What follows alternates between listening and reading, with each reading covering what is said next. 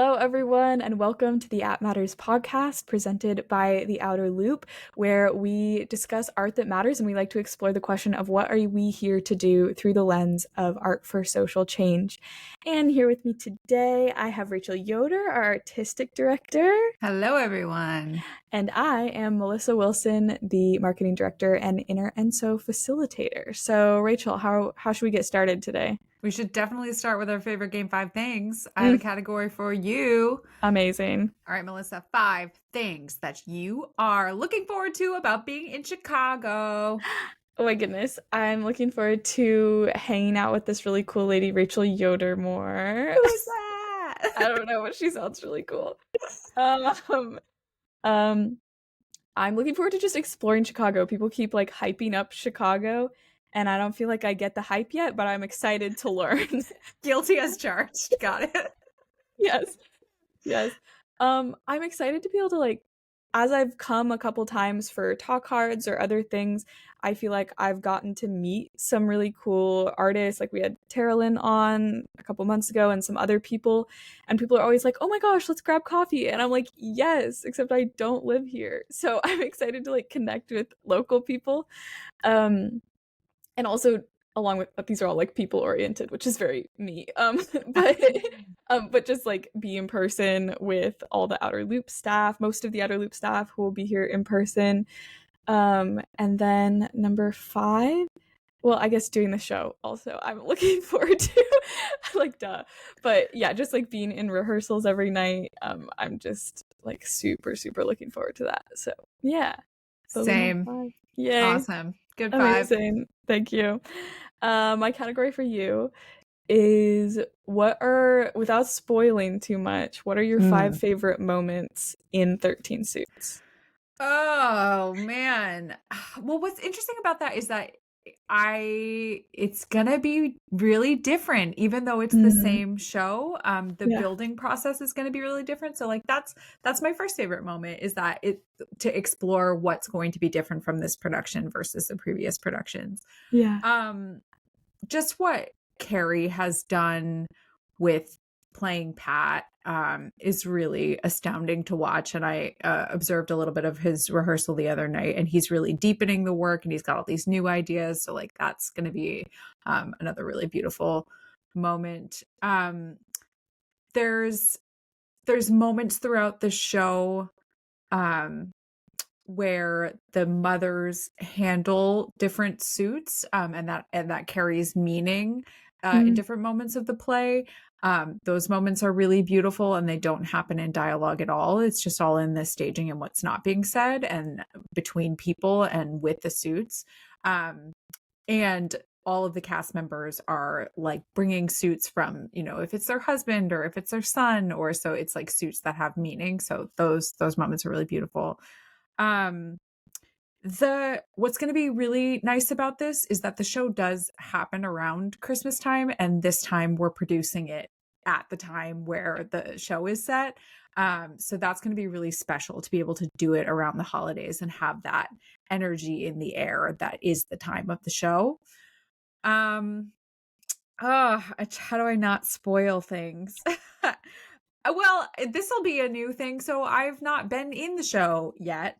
And this is my first time actually being part of the cast. I've been on part of the producing team, but that's going to be just a really special moment for me in time to get to be a part of that story in this way. So I think that's 5. Amazing. And I think those are those are 5 moments I'm looking forward to. Yeah, that was great. Thank you. Yeah. If you couldn't guess, we're talking about 13 Suits today. If you didn't know, 13 Suits is a show that Michael, in collaboration with a community member that we're very connected with, wrote. And they wrote it several years ago. It's now had a Zoom production, a New York like workshop production, and then now we're going into this Chicago full production. So we're going to be talking a lot about the history of this show, but I thought I'd just start off by sharing a brief synopsis in case you've been hiding under a rock. You don't follow us on social media. Shame on you. Shame on you. Follow us right now. No, but yeah, 13 Suits. which is a collection of a mother's monologues, is a documentary theatrical experience that is crafted from a true story of a mother's reflections upon losing her son. So it's kind of this Laramie Project meets Vagina Monologues style story. It's an immersive play, and it draws on many like personal accounts and stories about the man who passed, as well as some powerful statistics to just weave this really like poignant cautionary tale of grief and loss and healing, in the wake of this like seemingly insurmountable tragedy. Um, yeah, it's a really beautiful script, and we're just so grateful, I think, to take part in it. And Rachel actually has a very personal connection to the story. Do you want to chat a little bit about that? Yeah, yeah. So, I grew up in I was really lucky to grow up in like a really close-knit neighborhood community.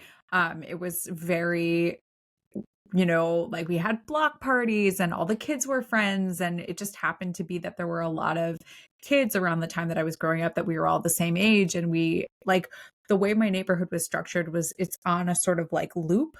So it's like an enclosed little space, and like everyone on that loop just was friends. And we were always out playing together and just like hung out. All of our parents were friends. They all were in book club together. And it was just like a really close knit community. So I was really lucky in that aspect. And one of my neighborhood families that I grew up with was the Duff family. And my best friend growing up was Maura Duff, Kathleen Duff's daughter. And she had an older brother, Pat, who was like just like the coolest older brother ever. Like everyone wanted to be Pat. Pat was like Mm. the life of the party. He had the most fun energy. He was sort of everyone's cooler older brother that we all wanted to be. We all aspired to be. So I was really lucky to grow up close to this family. I'm still close with the Duff family. Um, and then in 2015, I got a call, and I remember I was living in New York at the time, and around that time my grandmother actually was sick, and she was in her, she was in her 90s, she had Alzheimer's. So you're sort of, when you've got somebody in that situation, you're always kind of like ready for the phone call. You never know when it's going to be. Mhm. So I remember getting a call, and when you just know that it's bad news and you know that something's wrong, that it's like, oh, my mom never calls, like what's going on. So I got a call, and I remember thinking, oh, this must be, my grandmother must have passed. And I answered the phone, and my mom was hysterical, and she told me that Patrick Duff had been hit by a driver, a hit and run accident, and had been killed. And it was such a shock. He was 30. It's not anything that you're expecting to hear, that Mhm. somebody your age or a little bit older that you grew up with has been killed in this way. So it was huge tragedy. It was awful. Um, and so Kathleen, Patrick's mother, obviously was, shattered by Yeah. this whole experience. And she, as part of the grieving process, wrote these series of reflections as just a way to process her grief, to kind of claw her way out of this bottomless pit that she was in after this tragedy. And several years later, I remember I had just gotten back from a Tanzania trip, actually, and she approached me at a book club meeting and was like, look, I have these series of reflections that I've written. People keep telling me to publish it, that it should be a book, because it can help other people through their grief. And I just have this strong feeling that it's not a book. I feel like it's a play. If I give it to you and to Michael, can you make this into a play? And I just was struck in that moment, like, yes, of course it's a play. Yes, of course we can do that. And just was honored by that ask. And so I took the reflections to Michael. We both read them. They're stunning. She's Yeah. a brilliant writer. It's beautiful work. So we thought, okay, yes, we absolutely have to honor this story and turn this into a play. So that was kind of what happened and how it got into our hands. Yeah. Wow. That's powerful. That's powerful. And and then what was that process like as it was like, okay, how do we then take all of this material and turn it in? I know Michael is more directly involved in that, but like can you speak to that process a little bit?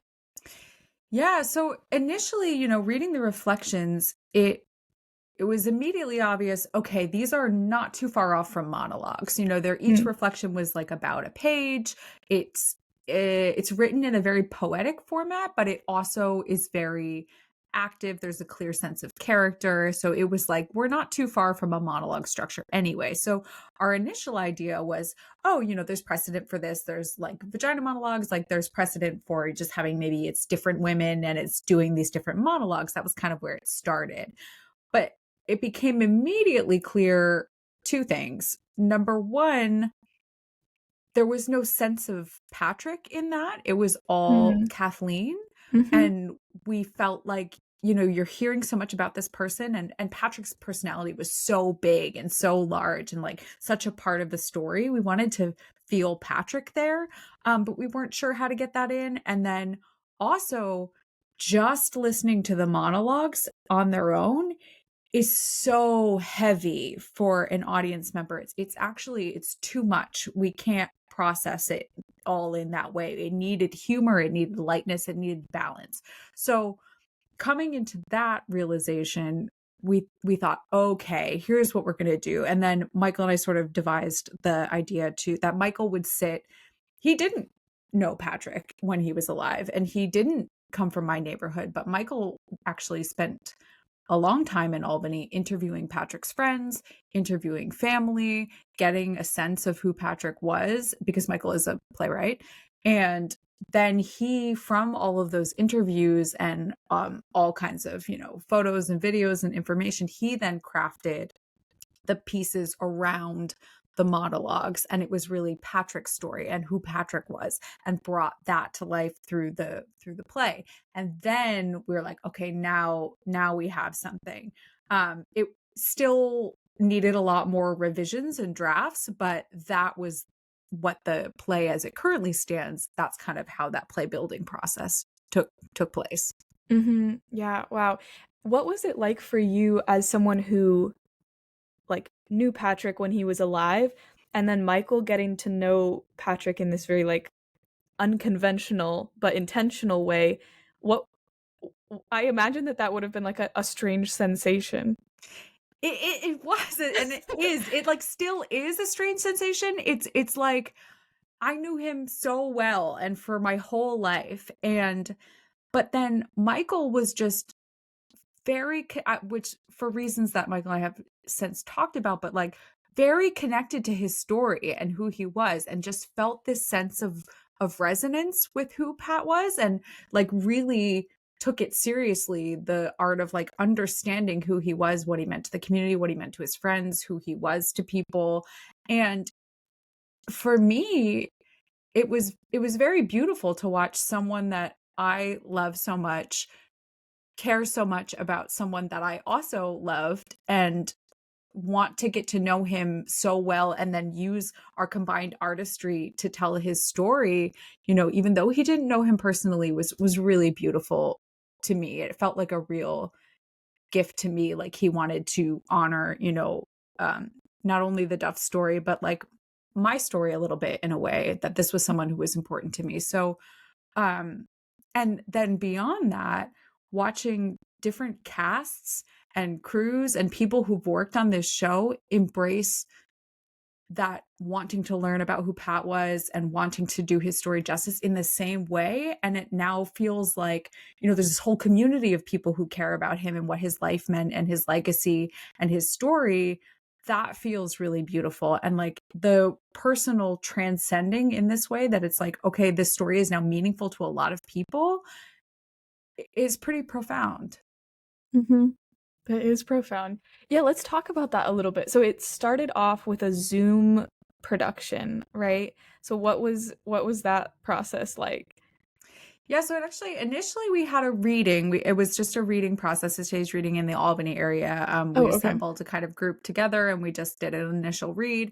But that was like pretty early stages, so it needed a lot of development. We had a talk back, we learned a lot, and Mm. then we went into more interviews, built up the story a little bit more, and then pandemic. so the only option really at the time was to do some sort of a Zoom production, and so that's what we did. And it was pretty interesting actually what that accomplished, because we had all of the different mothers were in different locations, and by nature of Zoom you're kind of in their house with them, watching them, go through this experience, Whoa. which was very interesting. So that Yeah. we learned a lot from that production. And then we were able to take from the Zoom production, we did a full production in the Albany area at the Black Box space at Capitol Repertory Theater, which was a huge gift because that was Pat's community. So we were able to have a lot of his friends and family there. And it was a really special experience because it really felt the moment of healing at the end of that is like nothing I've ever really experienced through theater before. For those who are not super familiar with the story, there was a sort of horrific trial that took place for the driver that killed Pat. There were a lot of loopholes in the legal system. The trial dragged on for a while, and that so the family not only had to experience the loss of their son in this horrific tragedy, but also this awful trial process, like right when they should be healing and grieving. And so that all got delayed. Um, so this show gave people the closure is not really the right word, but some of the healing and the sort of memorial aspect that the trial had robbed people of. So Mm. it did offer this solace in let's all sit in his memory and like love and laugh and like breathe into who he was versus just like this awful bad taste trial that's like been in our mouths, from that experience. So that production was hugely meaningful, and that we knew pretty shortly thereafter at the end of that production that it had a life beyond that, even because um a lot of people came up to us, who had just come to the show who didn't know Patrick at all, but said, this helped me heal my own process of grieving. And we realized, Mm. okay, this is doing a lot more than just the community service of what it's doing for Patrick's family and everyone who knew him. It's actually about grief and healing from loss writ large. And Yeah. Kathleen's been able to speak to that experience in a way that's unique and special. Mm, hmm. Yeah. I think that really speaks to such an interesting concept of how like specificity is actually the most relatable thing in such um a way that you wouldn't think it goes that way, but it is specificity of experience is so powerful. Exactly. Exactly. And if you look at, initially people said to us and we thought, oh well, is it going to transcend, it being about this place and this person? But if you look at every player, every story that you've been invested about or care about, it's somebody's specific, very specific story, but then you see so much of yourself in that, you see your family and friends in that, and it is relatable, and that is what makes us feel less alone. It's like, oh wow, look at that person's very specific experience actually mirrors like a lot of the same things that I'm going through, and I feel that and I resonate with that, and it really just is, yeah, that heartbeat of humanity is Mm. we're all struggling with the same stuff. And you know there's different kinds of grief and different ways that we grieve, but we all know grief. And so that, yeah, the realizing that yes, this story is very specific but it transcends was what part of what made us want to produce it again. Yeah. Yeah, totally. Yeah, so now we're looking forward to this Chicago production. So what brought you from like this should probably happen again to like Raven 2024 Chicago? Yeah, good question. We talked about at the end of the Albany production, we talked about, okay, I think, there's another production in here, but we thought maybe in New York City, we weren't really sure, time and place. And then producing work here and producing work at Raven in particular, we had an inkling, ooh, this is like a good size space for this show. And then it just so happened that, Raven was saying to us, well, we have this slot, between Thanksgiving and Christmas that is pretty dead. Nobody's really producing anything right then. So we always have been looking for, what's a show that might fit in that slot. And we thought, oh my gosh, that would be the perfect time because this show takes place around the holidays. It's like very much happening around Christmas time because Patrick was killed on December 6th. And so we thought, oh, that might actually slot in really nicely. It gives you, something to put in that spot and it works out well for our show. And then we looked at a calendar and we realized that we could actually have opening night on December 6th. And the second that we discovered that that was a possibility, I mean, both Michael and I had full body chills. It was like, okay, that's the correct time and place Yeah. to produce this show. Yeah, totally. Oh, that's wild. Yeah. That's Yeah, wild. I can't even, every time I think about the fact that, we're going to be opening the show on that day when there's all kinds of text in the show talking about, the day before. So December 5th and then December 6th and what that means. And just having that resonant energy of this is the day is just, transcends. Yeah, totally. Totally. So now, I think you mentioned in your 5 things, this is your first time getting to be in it as an actor. What are you looking forward to? What are you nervous? What's on your mind as you look ahead to that? Yeah, so not only am I am I in it, but I'm playing Mora, who is, with best friends since I was 5 years old, and that's like just crazy. But it's been an interesting process of not only am I playing a real person, I'm playing a real person who I know very well. Um, how do I honor that, honor her story, honor who she is, and also bring myself to it? I'm not replicating or like parroting her. I'm bringing my own self to it, but inside of her story. So it's been a very different research process than my typical character building process. It's been a different emotional journey. There are some things that she talks about in the text.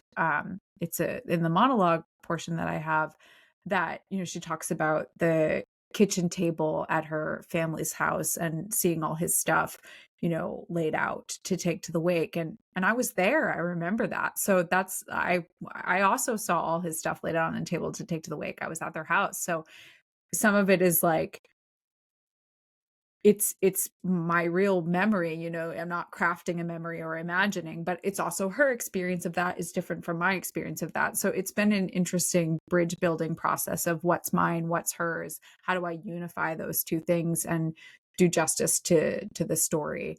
But it's actually been a really healing journey to get to process things through the experience of creating the character and working on the role. So it's been a very different process, but a very meaningful process. Yeah, totally.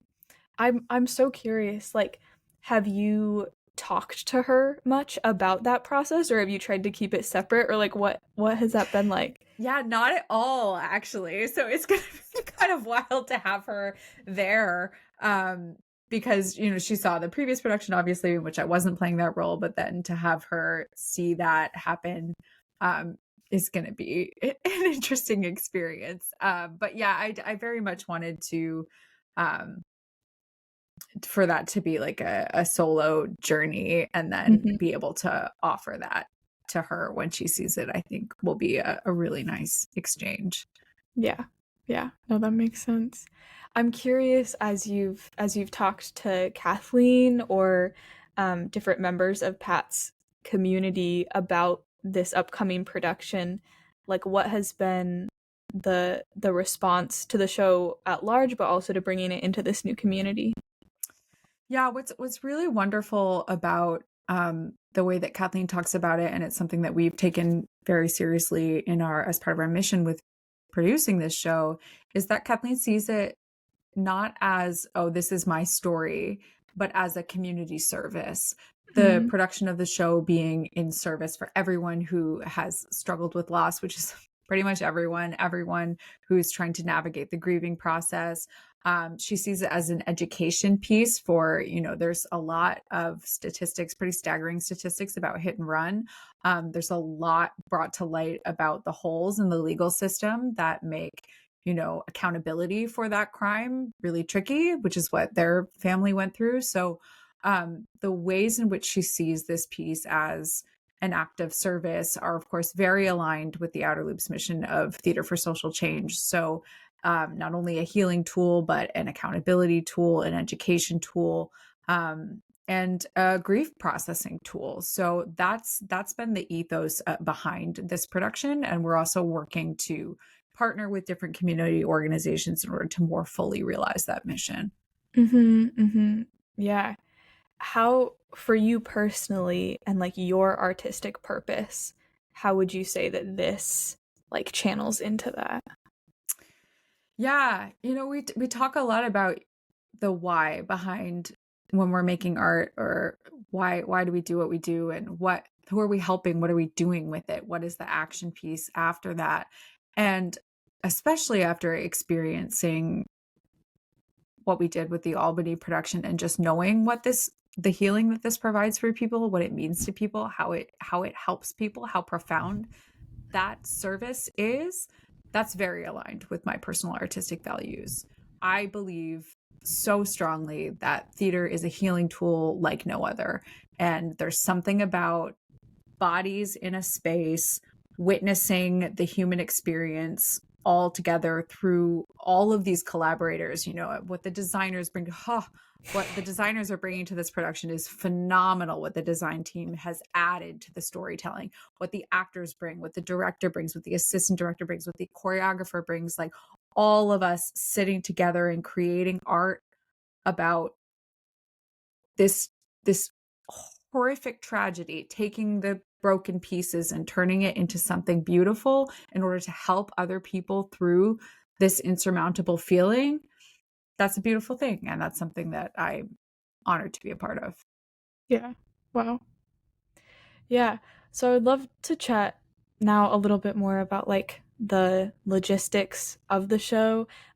Specifically, I don't know if you want to start with talking about some of those like community partnerships and specific offerings that we're trying to give to make this show the best community service it can be. Yeah, so the last production of this, we partnered with an organization that it you can bring your professional clothing, and then they donate it to women specifically who are maybe unhoused or don't have access to professional clothing, to then go to job interviews and get jobs. Thematic being that, the show is called 13 Suits, and it was about, Patrick going from not having any suits to then starting his career, and then at the end of his life having 13. So that's what we did for Albany. This production, really excited. We're working with, and this is firmed up, so I can say this publicly, we're working with this wonderful organization called Willow House, which provides grief support services here in the Chicago and Illinois area. And we're going to be working with one of the Willow House grief facilitators who facilitates grief groups, grief support groups, is going to be facilitating a post-show discussion with us after the show. So we're just really conscious of the fact that this show brings up a lot for people, a lot of personal experience. And so sort of witnessing the show, you might have more to process through afterwards. So we wanted to provide some additional support resources to do that. So partnering with Willow House is going to allow us to, rather than have just a sort of traditional talkback discussion about just the play, specifically an opportunity to process through some grief that might have come up with somebody who's trained to do so. And Willow House has amazing grief support resources, so we'll be able to offer those to our audience members as well, who may not be aware of them. So that's one partnership that we're really excited about. Yeah, so stoked for that. I think it'll be really powerful. Yeah, another thing that we're working on offering is a sensory friendly performance, which we're super excited about. Like, this story of grief relates to a lot of people, which means that we also need to make it accessible to as many people as we possibly can. And there are some like, loud noises and some bright lights going on in this show. And so wanting to make sure that for our neurodivergent community, this show is accessible has been super important to us. And so Rachael has been working with someone who like specializes in this sensory friendly world to make sure that we're doing our due diligence to make this something that is helpful for our community, and I'm super excited that we get to offer that. Yeah, yeah, I am as well. And we've got a couple other, we've reached out to a couple other organizations. We're exploring some other avenues of partnership, Mothers Against Drunk Driving being one. There's an organization called Helping Heart that we're exploring a partnership with as well. So just the idea of this piece being a community service is something that's very important to us. Yeah, yeah. I feel like we should talk a little bit about like the dates of the show, that very like practical stuff. Um, Definitely. yeah. So the show, we have a weekend of previews before we officially open. So the show runs November 30th to December 22nd, with that official opening weekend being December 6th through 8th. And we actually have some fun like additional events that are happening during that opening weekend. I don't know if you want to touch on those a little bit. Yeah, so for our opening night, we'll be having a gala that will be not only an honoring of the opening of the show, but also a fundraiser for the Outer Loop and the work that we do to help us continue to create art for social change. So we'll have, champagne, we'll have food. It'll be a really lovely way to kick off this piece. So that is on opening night of December 6th. We're also hosting a very special screening of we're so excited about this. As you know, if you've been listening to the podcast or if you know the Outer Loop, over the summer, we shot a documentary film with a French film team about our humanity project work in Tanzania. And so we will have a first draft of that, and we will be screening it on the first Sunday, December 8th, following the matinee performance. So be on the lookout for that. If you've got a ticket to any performance of 13 Suits, then that gives you access to the screening. So if you've been curious about the work we do in Tanzania and you want to come check out that film, we invite you to please come to that screening. So stoked for that. So stoked. Very Um, excited. yeah, as I think we've touched on, the show takes place at Raven Theater in Chicago, which is in like the Edgewater neighborhood. It's a super sweet space. We've loved getting to know and getting to work with the staff there already. That's also the location that Talk Hard is happening at, and we've done a couple shows there in the past, and we're so excited to be producing there again. And all the tickets, as always, are donate what you can. We do our best to make theater accessible for everyone, and part of that is trying to take down that paywall. But we do have a $45 suggested price. We're a small nonprofit, and it takes a lot of people and a lot of effort to put together a solid piece of theater. And so we just ask that you donate as you're able to support that endeavor. Yeah. Yeah, we really are looking forward to seeing as many people from the Chicago community as possible at the show. Give us a shout. Also, if for any reason the ticket donation levels are a barrier to you in any way, please email me, Rachael at outerlooptheater.org, and we will make sure that you have access to the show at whatever you are able to give. Yeah, you can find info on how to buy tickets on our website, outerlooptheater.org, as well as on Raven Theater's website, which I think is just raventheater.com. Um, And and we are theater ER and they are theater RE. So yes, keep that in mind. lots of complicated spelling going on. Yes. But yeah, we're so excited to see all of you there. My family's flying all the way from Washington State, so you really don't even have an excuse if you're not from Illinois. You gotta make it out. I'm sure you have a friend in Chicago you can come stay with. Yeah, come Doesn't on. everybody? Doesn't everybody? Yeah, yep, exactly. Yeah, we would love, love, love to see all of you out there. This is such like an outpouring of love, such a labor of love, and so we would love to be able to share that with as many of you as we can. Yeah, yeah. So that's our kind of regularly scheduled good newsy programming for the day, but we also have another podcast related note that we wanted to share with all of you guys. yeah, Rachel, do you want to kind of kick us off with Yes. that? So this podcast has been this first season of our podcast has been a beautiful shared experiment. We Hmm. want to thank you all for coming along this ride with us, for listening as we had conversations about art and purpose and what are we here to do. We have decided that, with the show coming up, and we've done how many episodes? This is This is episode episode 27. 27. So after Yeah. 27 episodes and a lot of really wonderful conversations heading into the show, it made sense for us it's sort of a natural season break for the podcast. We're going to be taking a little bit of a pause between seasons so that we can come back better than ever and that we can all focus on the show. Um, we would love for you, our listeners, in this season break time to please email us, give us feedback. What worked for you? What didn't work for you? What can we improve on? What would you like to see more of, less of? What, suggestions do you have for us as we're building for the next season? We want to take that all into account, our listener feedback. So you can email podcast@outerlooptheater.org. You can email Rachel at outerlooptheater.org. You can email Melissa at outerlooptheater.org. You can just make up a name at outerlooptheater.org and send your feedback. No, don't do that because we won't get it. But please do email us. We want to hear Yeah. from you as we plan for season 2. Yeah. Yeah. We're so excited for what's coming with season 2. And until then, you will not be short on Outer Loop content, let me tell you. Between 13 Suits, Talk Hard, all of the other things that we've got going on right now, there's going to be so much content coming your way on Instagram, Facebook, TikTok. YouTube, we're going to start being more active on. There's going to be some 13 Suits behind the scenes vlogs coming your way on YouTube, which we're super excited about. So yeah, just make sure that you're subscribed to all of our other platforms so that you can continue to see everything else that's going on through all of those channels until we officially come back with the podcast in January.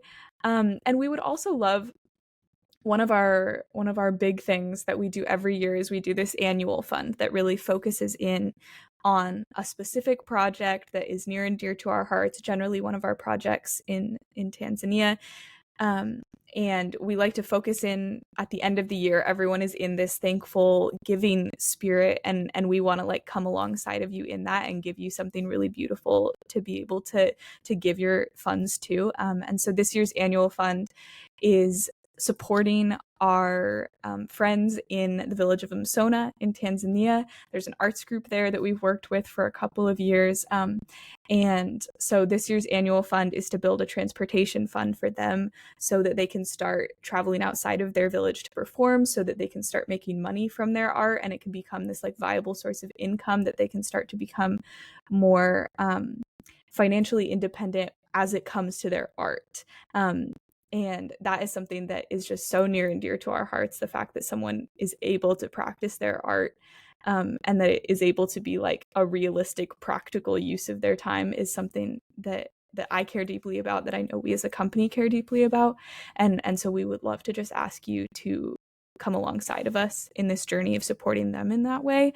And you can do that by going to our website, outerlooptheater.org, and going to our 2024 annual fund page. You can read the whole story and read all the ways that you can donate. It's a super sweet opportunity, again, to just like come alongside of this awesome story. Yeah. So we deeply appreciate all of you for being part of the Outer Loop family. As we said, we will be back with the podcast in January. In the meantime, if you're in Chicago, come see us at Talk Hard, come see us at 13 Suits, continue to follow us on socials. And yeah, I think that's a wrap for season 1. Whoa. Wild, bro. Wild, bro, indeed. As the kids say. Good. Cool. Well, we'll see you guys in January. See you or next at year. 13 Suits. Please vote. If hopefully. Oh no! By the time this comes out, it'll be over. Yeah. All right. Well. I hope. It's clearly time for us to take a break. Yeah. Oh my gosh. See you on the other side, I Yeah. guess. Well, all right. Bye, friends. Bye.